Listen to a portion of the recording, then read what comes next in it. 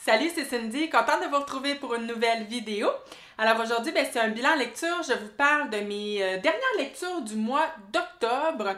Donc, que j'ai fait dans les 2 dernières semaines de ce beau mois automnal. Et franchement, là, je suis dans une belle période de lecture. Je fais, j'ai pas uniquement des coups de cœur évidemment, mais il n'y a pas de livre que je trouve plate ou pénible à lire. C'est vraiment tout le temps des beaux moments de lecture. My God, c'est-tu le fun un peu? J'espère que ça va se poursuivre ainsi ad vitam aeternam. Écoutez, aujourd'hui, là, ça va être un bilan très positif. J'ai d'ailleurs 2 coups de cœur. Un, quand même. Et le premier, disons que le deuxième, c'est un petit coup de cœur. Et le premier dont je vous parle, c'est un gros coup de cœur. Hey, j'ai tellement aimé ce livre-là, tabarouette! Flo de Patrick Sénécal est publié aux éditions à lire. Moi, là, j'aime pas tous les livres de Patrick Sénécal. C'est mon 6e, celui-là. Et mon préféré, ça a toujours été Sur le seuil, qui est en première position. Mais je vous dirais que Flo s'en va à égalité avec Sur le seuil en première position. Donc, c'est vous dire à quel point j'ai aimé ce livre. J'en perds mes mots. Premièrement, avant de vous expliquer pourquoi je l'ai autant aimé, je vais vous dire un peu l'histoire. Au tout début du livre, on est avec... Josée s'en va rendre visite à sa sœur Marilyn. Elle est un peu inquiète parce que ça fait un petit bout qu'elle n'a pas eu de nouvelles d'elle. Et là, quand elle arrive chez sa sœur, elle retrouve sa fille. La fille de sa sœur, qui est en fait sa nièce, Florence. Et Florence, elle est toute seule. Et pourtant, Florence, elle est quand même jeune, si je me souviens bien. Oui, elle a 8 ans. Donc là, elle s'inquiète que ses parents ne sont pas là. Et elle va même contacter la police. Et la police, au début, n'est pas trop inquiète. Mais bon, finalement, elle va commencer à se poser des questions. Parce qu'en effet, c'est peut-être pas normal que la petite fille soit seule à cet âge-là. Puis ils vont même faire venir la DPJ à travers tout ça. Mais là, ça, ce n'est que l'introduction. Parce qu'après ça, nous, le lecteur, on tombe dans les journaux intimes de Florence. Je vous dirais que 90% de ce livre-là, on est dans le journal intime de Florence. Et c'est donc écrit comme si c'était cet enfant qui nous parlait, si on veut. Donc, c'est évidemment pas un langage... c'est un langage de jeune fille. Donc, c'est pas une écriture... wow! Mais en même temps, on dirait que moi, c'était tellement pas grave parce que j'ai été captivée par l'histoire de cette petite fille. Parce que là, en fait, on va retourner quelques jours avant le fameux jour où Josée s'en vient rendre visite à sa sœur. On revient un petit peu dans le passé avec son journal intime et on va tranquillement, pas vite, comprendre tout ce qui s'est passé. Et comment vous dire que ce n'est pas très joli ce qui s'est passé. Et ça donne froid dans le dos. C'est quelque chose. Cette petite fille-là, mon Dieu, comme je vous disais, j'en perds mes mots. Je sais pas, en fait, c'est parce que je veux pas trop vous en dire non plus. Mais elle glace le sang, cette petite fille. Ouais, c'est ça, je peux pas en dire plus que ça, mais my God, qu'il y a aucun temps mort dans ce livre-là, j'ai trouvé qu'il y avait du rythme du début à la fin. Et quand je vous dis que moi, j'ai pas tout aimé les livres de Patrick Sénécal, des fois, je reproche un peu à cet auteur-là de mettre beaucoup de scènes de sexe et de gore, mais des fois, je les trouve un peu gratuites. Des fois, je trouve pas qu'elles servent nécessairement toujours à l'histoire. Dans ce livre-ci, oui, il y en a beaucoup, puis il y a des passages vraiment dégueulasses, mais j'ai trouvé qu'ils étaient tous pertinents. Ils servaient tous à l'histoire. Donc, c'est ça que j'ai aimé de ce Patrick Sénécal-là. J'ai trouvé qu'il n'y avait rien de gratuit. Évidemment, c'est pas beau là, ce qui se passe. Là. Si vous n'aimez pas les livres, là, que tu as presque besoin de te fermer les yeux une fois de temps en temps, tellement c'est dur, lisez pas ce livre-là. Mais je pense que Patrick Sénécal est quand même assez connu. Je pense que vous savez un peu dans quoi vous vous embarquez quand vous lisez cet auteur. Et c'est le cas avec ce livre-ci. La fin, je vous dirais, je suis comme mitigée, là. J'ai un côté déçu, mais un côté contente parce que c'est un peu une fin ouverte. C'est-à-dire qu'elle laisse présager une suite. Donc, j'étais déçue parce que j'aurais aimé clore l'histoire, mais j'étais contente parce que je serais absolument preneur d'une suite. J'aimerais beaucoup retrouver la petite Florence qui est, ma foi, horrible, mais tellement intéressante à lire dans le cadre d'un livre. Alors, moi là, c'était un page-turner, c'était un livre complètement addictif pour moi. Je l'ai adoré. Voilà. Prochain livre qui était un petit coup de cœur, Les enfants sont rois, écrit par Delphine Devigan et publié chez Gallimard. Alors ici, c'est pas un livre que je vais recommander aux amateurs de polar, parce que honnêtement, le côté polar, le côté intrigue, bon, il est plutôt bof. Il n'y a rien d'extraordinaire. D'ailleurs, le dénouement final de l'intrigue, tu sais, je l'ai lu puis j'ai comme fait « Ah, ok, mais tu sais, pas plus que ça. » Mais, je vous recommande absolument ce livre pour la thématique, les sujets abordés dans ce livre-là qui étaient, mais tellement passionnants, tellement intéressants, en tout cas pour moi. Bon, je vais commencer par vous dire l'histoire de ce livre. Alors, au début du livre, c'est une disparition d'enfant. La petite Kimi va disparaître alors qu'elle jouait à la cachette avec son frère et quelques amis. Et là, la police ainsi que tout le voisinage vont tenter de retrouver la petite Kimi, mais on ne la retrouve pas. Donc voilà, on est face à une disparition d'enfant. Mais là, ce qu'il y a de particulier avec cette petite fille et sa famille, c'est c'est une famille très, très populaire de par leur chaîne YouTube familiale, ainsi que tous les réseaux sociaux, là, leur compte Instagram et tout. Et c'est une famille qui a beaucoup d'abonnés et qui a même des revenus quand même très importants. Donc là, on se questionne, est-ce qu'il va y avoir une demande de rançon pour cette petite fille?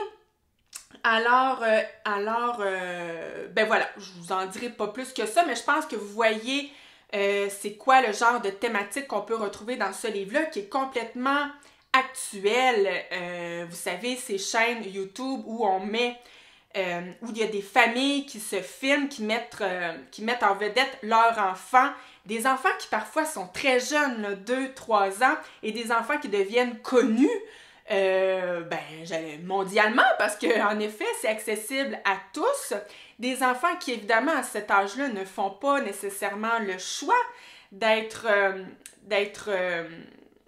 vus d'être vus par le monde entier, des enfants qui ne sont pas conscients des répercussions, des impacts. Ça soulève vraiment beaucoup de questions. C'est un débat vraiment là, très actuel. Et ce livre-là met de l'avant toutes ces questions-là, tu sais, les heures que peuvent mettre ces enfants-là à faire leurs vidéos. Tu sais, moi, j'ai une petite chaîne de rien du tout, je fais même pas de montage et je trouve que ça me demande beaucoup de temps. Fait qu'imaginez ces enfants-là, parce que c'est des chaînes vraiment je parle des chaînes très très populaires, là, c'est des chaînes de qualité, là. Il y a du travail mis là-dedans. Et donc là, quand tu te mets à... Quand tu regardes une vidéo, vraiment, là, sans te poser de questions, c'est des vidéos complètement divertissantes, de qualité, mais quand tu pousses la réflexion un peu plus loin, tu te dis, mais my God! Hey, ces enfants-là, ils en mettent du temps là-dessus, là, plutôt que de jouer avec leurs amis, puis est-ce que ça leur tente vraiment tout le temps de faire ça? Et bref, ce ne sont que quelques questions, mais le débat est sans fin autour de ça. Et c'est ce qui m'a tellement passionnée dans ce livre-là. Et je parle des enfants, mais aussi la maman Mélanie, qui en fait va devenir influenceuse. Puis tu sais, je me souviens, il y a des passages, là, à un moment donné, elle déjeune le matin. Puis là, il faut qu'elle montre son bol, parce qu'ils sont toujours en train de se filmer, là, tu sais. Et là, il faut qu'elle monte son bol de céréales, puis qu'elle monte la sorte de café qu'elle boit parce qu'elle a des partenariats avec les marques en question, parce que c'est un peu comme ça qu'ils se font des sous, hein. Et là, tu sais, tu te dis, ah, mais mon Dieu, que ça doit être lourd. Tu te lèves le matin, faut vite que tu te maquilles pour te filmer. Tu peux même pas boire le café que tu veux, faut que tu... oh mon Dieu que ça doit être lourd, mais en même temps, il y a un côté addictif, un peu comme une drogue, parce qu'il y a de l'amour qui vient avec ça. C'est-tu de la bonne amour? Évidemment, il y a un côté très malsain là-dedans. Tu veux des abonnés, tu as l'impression que plein de monde qui t'aime, tu as l'impression d'être important parce que les gens, quand tu publies pas des vidéos, te disent « Ah, mais je m'ennuie de toi, etc. » Ah! Mais mon Dieu, que je trouvais ça passionnant! Mais complètement, hein? Complètement. Encore une fois, j'en perds mes mots. Là, il n'y a pas juste des bons côtés, comme ce livre-là. Il y a quand même quelques petits défauts. Entre autres, je vous disais, l'intrigue, le côté polar, bof. Ensuite de ça, il y a aussi un autre personnage que, normalement, j'aurais dû vous parler en faisant le résumé parce qu'il est quand même assez important. Le personnage de Clara, qui est une enquêtrice sur la disparition de la petite Kimi. Et quand on lit le résumé, puis j'ai cru comprendre que l'autrice voulait emmener avec le personnage de Clara une espèce de... Parce que Clara est complètement l'opposé de Mélanie. Et il y a certains chapitres où on est justement avec Clara. Mais moi, ce personnage-là m'indifférait totalement. Tu sais, je les ai lus, évidemment, les chapitres où on est avec Clara. Mais vous dire à quel point elle ne m'intéressait pas, je m'en souviens même plus. Fait que moi, c'est un personnage que j'ai trouvé plate à mort. Mais je pense en fait, c'est que j'étais tellement intéressée par le personnage de Mélanie que quand on arrivait à Clara, j'étais comme « Ah ouais, là, je m'en fous de toi, on peut-tu revenir à Mélanie? » Fait que, ben voilà. Mais ça veut pas dire que tout le monde va la trouver plate, ce personnage de Clara. C'est juste que moi, je pense que j'étais trop allumée, trop subjuguée par Mélanie et sa famille. L'autre chose, c'est que c'est un livre, il y a comme une deuxième partie, si on veut, parce que suite au dénouement final de l'intrigue de départ sur la disparition d'enfants, on va se retrouver, je vous dirais, dans les... Il me semble que je l'ai compté, là, il me semble que c'est les 90 dernières pages, où là, on est 10 ans après cette fameuse enquête. On est en 2031, et là, on va voir les répercussions, si on veut, des réseaux sociaux, les répercussions sur les enfants, sur la maman Mélanie, sur son chum, sur la vie de couple, etc. Et moi, j'ai trouvé que cette deuxième partie-là était pas nécessaire. Je l'ai trouvé de trop.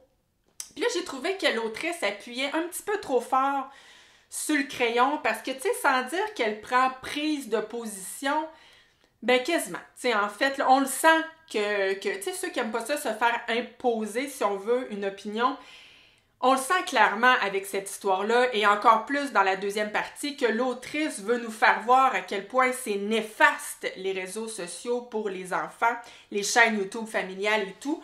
On sent pas qu'elle nous laisse choisir, nous, si c'est bon ou pas bon. Tu sais, clairement qu'elle fait ressortir tout le côté néfaste.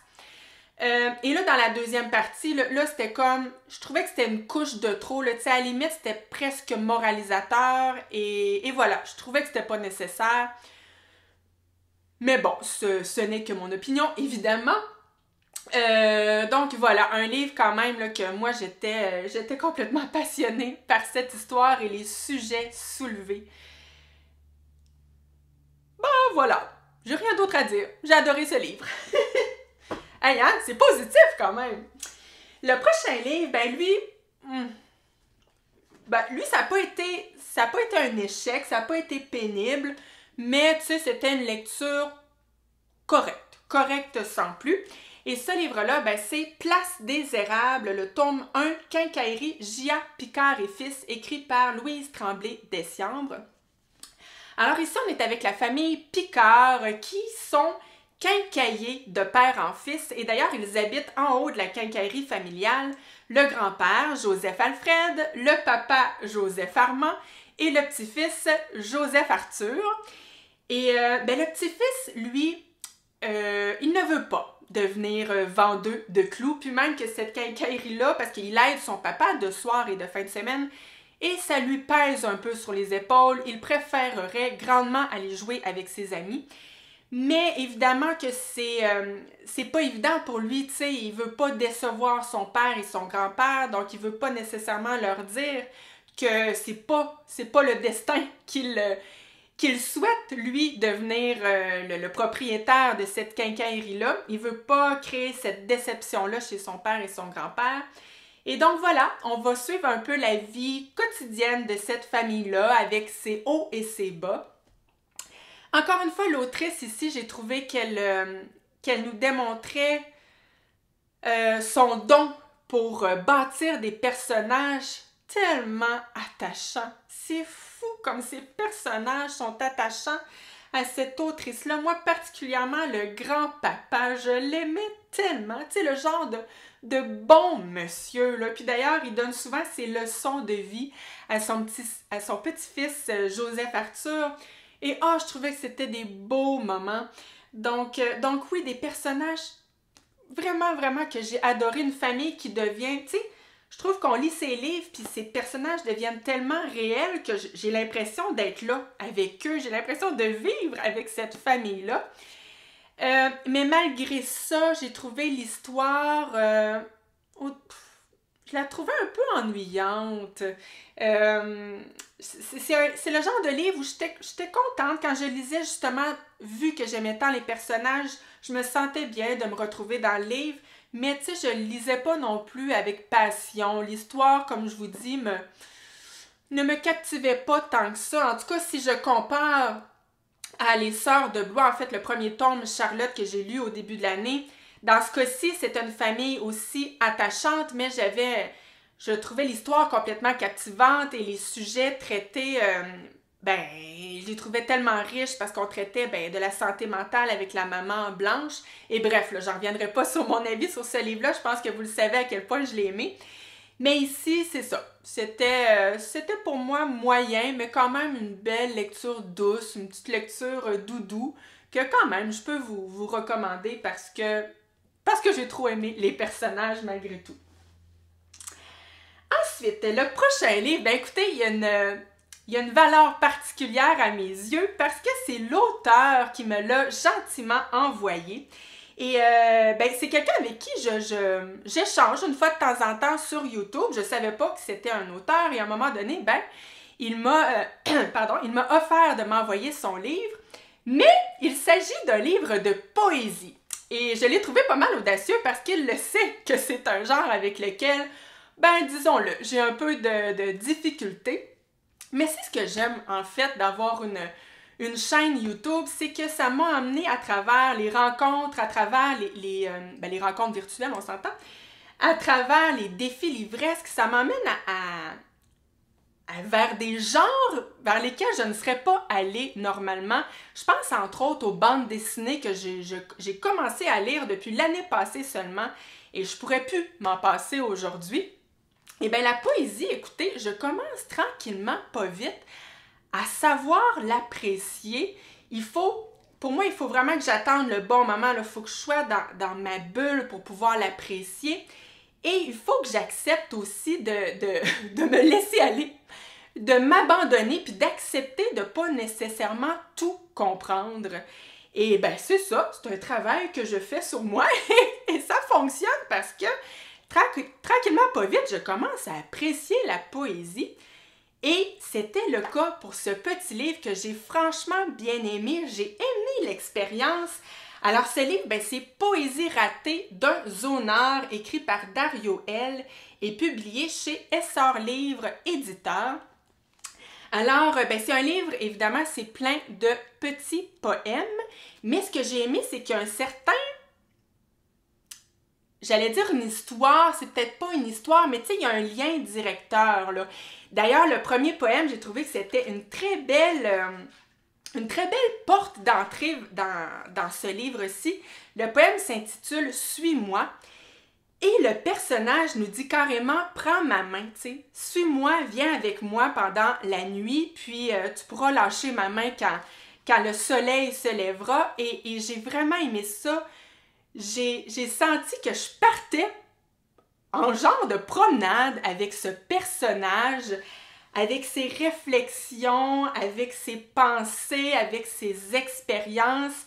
Et c'est un personnage très sombre, très trash, qui a un regard très cynique, noir, sombre. Il y a parfois même un humour cinglant, un peu humour noir. Tu sais, parfois, là, il y a certains poèmes qui me faisaient sourire, mais tu sais, le genre de sourire un peu jaune, là, parce que justement, c'est...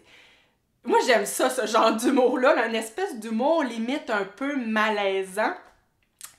Et il y a même certains, pas beaucoup, là, mais peut-être 2-3 poèmes où, honnêtement, j'étais un peu choquée. Je parle surtout des poèmes où le personnage a une espèce de regard pas très beau, un regard pas très beau sur la femme, où je me disais quasiment que c'était un personnage limite macho, misogyne, tu sais. Bref, c'est pas un personnage qu'on aime tellement, mais ça m'emmène vers un côté que j'ai tellement aimé de ce livre-là, c'est le contraste qu'on retrouve du début à la fin. Le contraste entre beauté, tu sais, la beauté pure de la poésie et la laideur d'un personnage.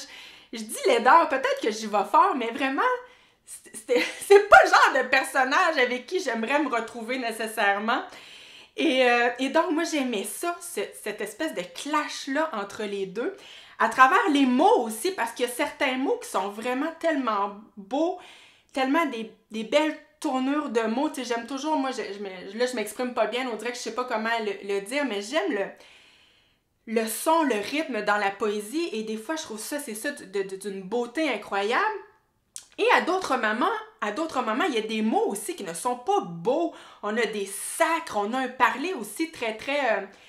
un parler de tous les jours, là, tu sais. Et donc, j'aimais vraiment ça, ce contraste-là, toujours du début à la fin, entre la beauté et la laideur. Franchement, là, une très belle expérience pour moi. C'était la première fois, je sais que c'est un genre qui est quand même populaire depuis quelques années, ce genre de poésie un peu trash, là. Moi, c'était ma première expérience et franchement, ça m'a donné le goût d'en lire d'autres, donc, c'est vous dire. Fait que je vous recommande certainement ce petit livre « Poésie ratée d'un zonard ». Et merci encore à l'auteur pour ce beau cadeau. J'ai vécu une très belle expérience. Autre... comme d'habitude, je passe d'un genre à l'autre. Je vous le dis à chaque fois, mais il y a tellement pas de lien entre chacun des livres que je vous présente. Mais je pense que ça vous décrit bien ce que j'aime. C'est vraiment...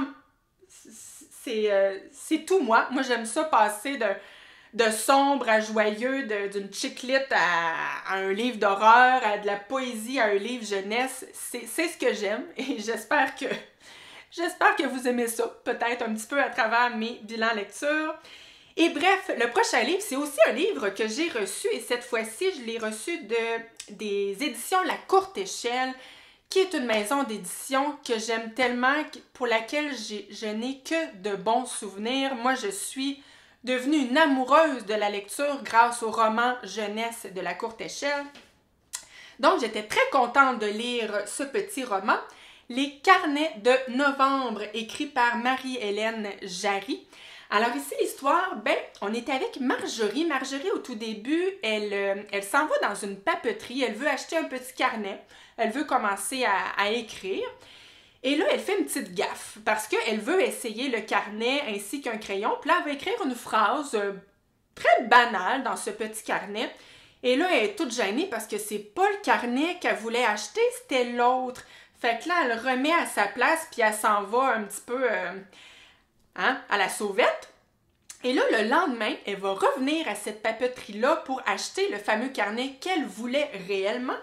Mais là, elle va voir que dans le carnet vert fluo dans lequel elle avait écrit sa petite phrase, il y a une autre phrase qui est apparue en dessous, qui est comme une réponse, si on veut, à sa phrase. Et là, on va partir dans cette espèce de correspondance, si on veut, parce que l'autre personne, on va l'apprendre parce que on est en alternance. Un chapitre, on est avec Marjorie, et l'autre chapitre, on est avec Théo, ce jeune garçon de 13 ans qui va justement lui répondre dans le carnet.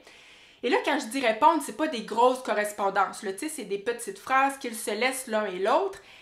Et là, à travers ces phrases-là, Marjorie va sentir une très grande tristesse, un mal de vivre, et donc elle s'inquiète de ce correspondant anonyme-là.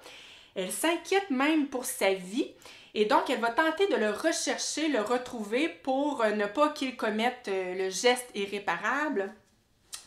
Et donc, ben voilà l'histoire. J'ai trouvé ça très original comme petite histoire qui nous permet d'amener un sujet tellement important parce que, ben, on le voit à travers le personnage de Théo qu'il est en dépression en fait, et c'est quelque chose de très réel. La dépression, ça se peut aussi chez les jeunes adolescents, et je trouve donc que c'est un sujet important. C'est un sujet quand même très sérieux qui demande une certaine maturité, je pense. Donc, je ne recommande... d'ailleurs, je pense que... C'est-tu écrit dans le livre, mais en tout cas, je me souviens avoir lu que c'était un livre pour les 12 ans et plus. Et en effet, je suis assez d'accord avec ça. Je ne le recommanderais pas pour des plus jeunes parce que ça demande une certaine maturité. Parce que oui, on va parler de la dépression, mais on va aussi parler du suicide. Et bref, je me mets à la place d'un jeune qui vit la même chose que le personnage de Théo. Je pense que ça doit faire du bien de se retrouver dans un personnage, d'autant plus que la fin nous donne une note d'espoir et de lumière avec la fin. Puis je trouvais que c'était nécessaire ici, de par le public auquel on s'adresse avec ce livre-là. J'aurais pas aimé que le livre finisse de manière négative ou en tout cas, moi je trouvais ça nécessaire en fait d'avoir ce brin de lumière à la fin. Et ça m'a bien plu, ça peut donner espoir, et c'est le genre de livre, si mes enfants avaient justement 12 ans et plus, c'est le genre de livre que je n'hésiterais pas à leur prêter, puis je trouve que ça permet justement la discussion avec nos jeunes. C'est une très bonne manière d'amener le sujet. Et ça se lit tout seul, c'est tout doux. Tu sais, pour un adulte, vraiment, ça se lit d'un bout à l'autre. D'ailleurs, il y a de très belles images au travers. Les illustrations sont je vais vous le dire, attendez, je vais commencer par vous montrer le genre de petites illustrations. Et je trouve ça important quand même de le dire. Les illustrations sont de Ayumi Harada. Donc, franchement, une belle petite lecture. Les carnets de novembre de Marie-Hélène Jarry.